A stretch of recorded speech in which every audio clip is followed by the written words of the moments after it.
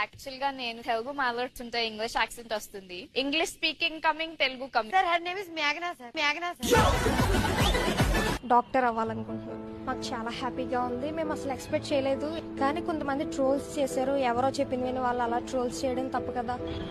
First లో బాధ అనిపించింది, కానీ తర్వాత లేదు, ఈ కొన్ని ట్రోల్స్ వల్ల మనము కృంగిపోతే మళ్ళీ ముందుకి ఎలా వెళ్ళగలమని ఆలోచించి మా డాడీ వాళ్ళు కూడా నాకు చాలా సపోర్ట్ చేశారు.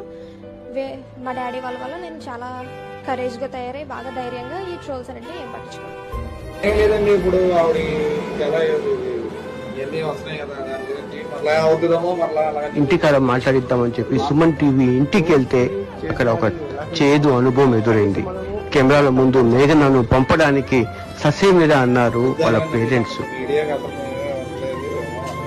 చూసారా, ట్రోల్స్ కి భయపడి పాపం, అయ్యో చిన్న పాప కదా, అమ్మాయి అంత మనసు మీద తీసుకుంది. మీడియా కెమెరా ముందు రావడం కూడా అమ్మాయికి ఆసక్తి చూపలేదు. నేను మేఘన ఇంటికి వచ్చాను.